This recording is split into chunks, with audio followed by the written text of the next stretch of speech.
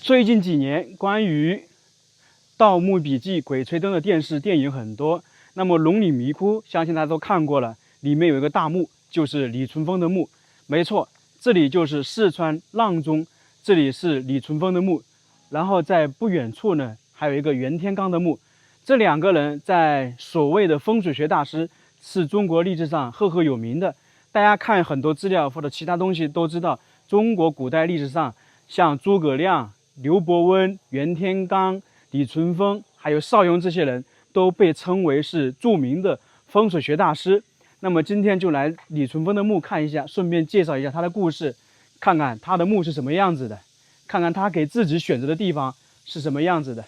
这个地方是一个景区，景区本身就叫做天宫院风水文化景区，也是属于在大山里面，离阆中市呢大概20多公里。那么李淳风、袁天罡两个人最有名的就是推背图，就是唐太宗让他们推善大唐的国运。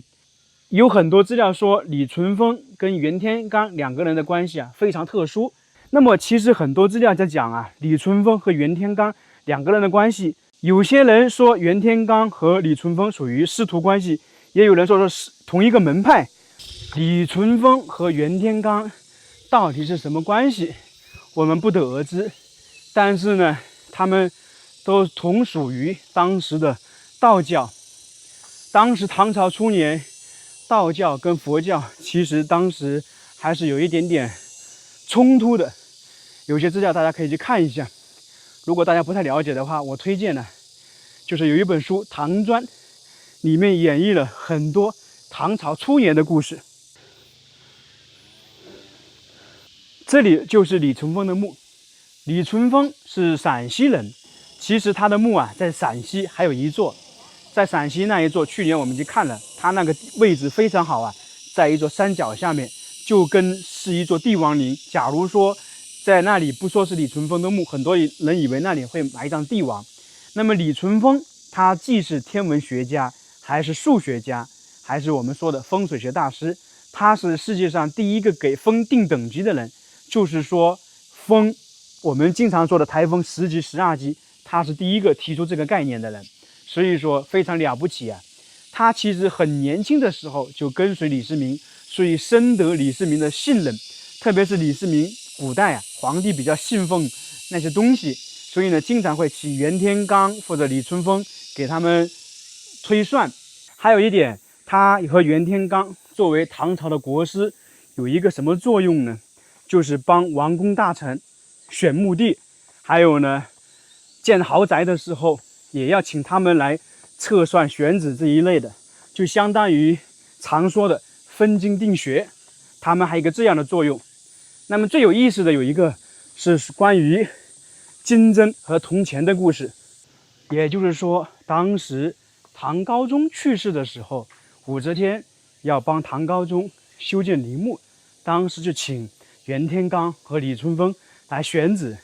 那袁天罡呢选来选去，就在选西的前线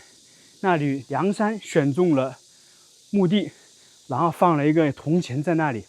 后面袁天罡过去了，也选中那里做记号，刚好金针就插在那个地方，回去报告说选中了。那么后面武则天派来看，他们两个人选中的都是同一个地方，而且刚好李淳风的金针刚好就插在袁天罡的铜钱的中间，也有可能是说是发簪，因为古时候头发比较长嘛，反正就是一个针和发簪插在那里。这个是非常有名的故事包括李淳风和袁天罡选择自己的墓地，传说也是类似，就是他们两个人准备为自己选墓地的时候，也是一路南下，来到这个阆中这个地方。袁天罡先来的，就是说在天宫堰这个地方选中了一块作为他的墓地，放了一枚铜钱。后面袁天罡走了之后，李淳风也来了，刚好也选中这个，然后用金针一插，也是插在他的那个铜钱上面。结果回去两个人一说一碰面，这个我也选中，你也选中，结果一对比都是在这个地方。后面挖出来果真是如此，所以两个人就相约，我们都后退一点吧，都离开一点，那么我们就遥遥相呼应，是这么来的。所以刚好他们两个人的墓地啊，离得也就几公里。在陕西岐山县的李淳风墓啊，没有这么豪华，它就是一个土堆。听说是由当地的村民世世代代守护，丰富，它那里就比较简单，祭拜的人也很少。而这里呢，相当于是变成一个大殿。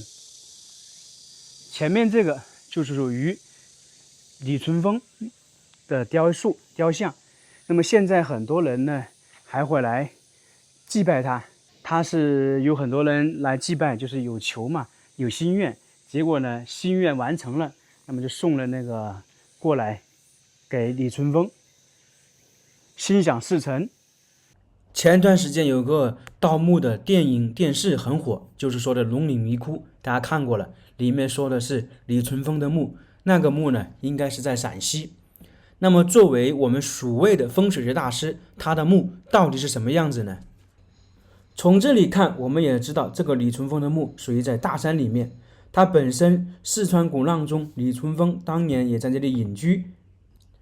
这样的看也是属于左龙右虎，背倚华盖等等，所以说这个地方就是俗称的风水很好的地方。空中这样可以看得出来，特别是龙岭迷窟当中，墓中有墓，就是李淳风是在前人的墓室上面加以改造的。在这个位置看，他这个墓冢很像是唐昭陵李世民的北司马门遗址一样类似，下面是北司马门，上面是九中山，它这里也很相像，所以这个地方呢可以说是位置很好，就是我们说的古代的风水很好的一样。可以看得出来，它这个陵墓呢也是因山而建，也就可以说是因山为陵，这个是很难见得到吧。我们说一般是封土为陵。从宫中看，李淳风的墓像一条龙一样的镇压在龙头。那么其实这个也是有说法的，因为当时武则天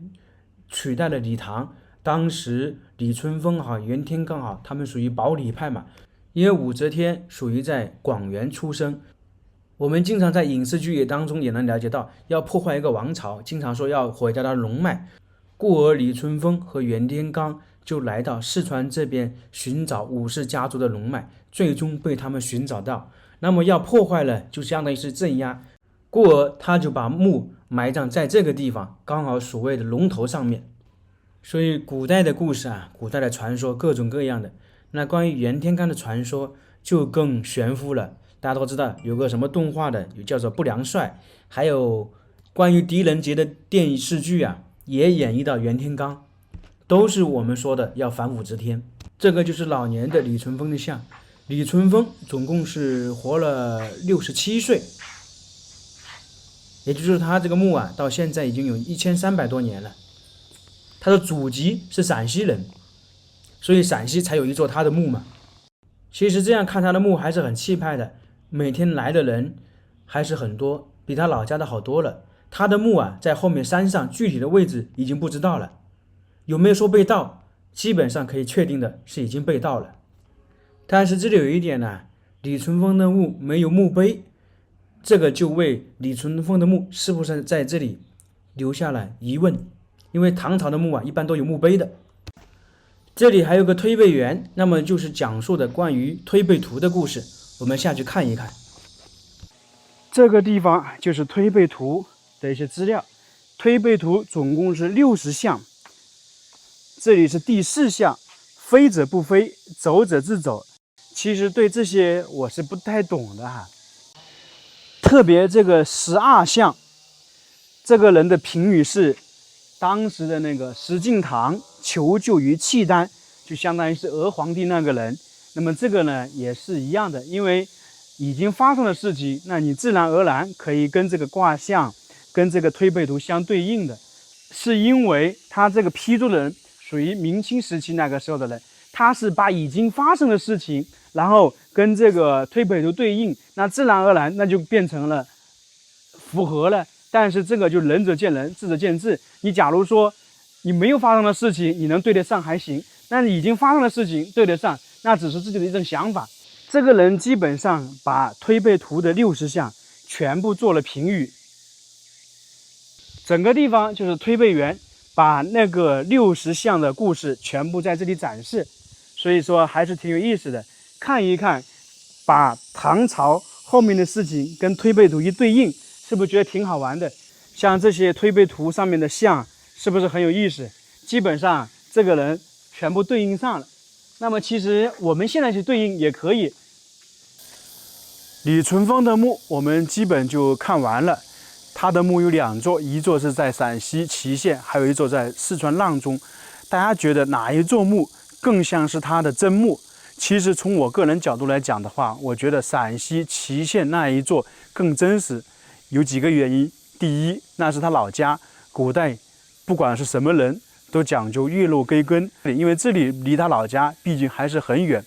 另外一点，那个地方的位置啊，我感觉比这里还好，因为唐朝皇帝陵墓都是阴山为陵，特别是唐朝初年，李淳风帮很多王公大臣还有皇帝选择陵墓，特别唐朝的皇帝是阴山为陵。那么李淳风在陕西祁县那座墓呢，假如说你不说是李淳风的墓，就直接走到那里去，很多人以为那里有一座墓的话，其实就是皇帝的陵墓，因为位置是非常好的，而且那个地方呢，整个村落都帮他守灵，因为那个墓呢刚好在村落里面，所以呢那个地方都是他的后代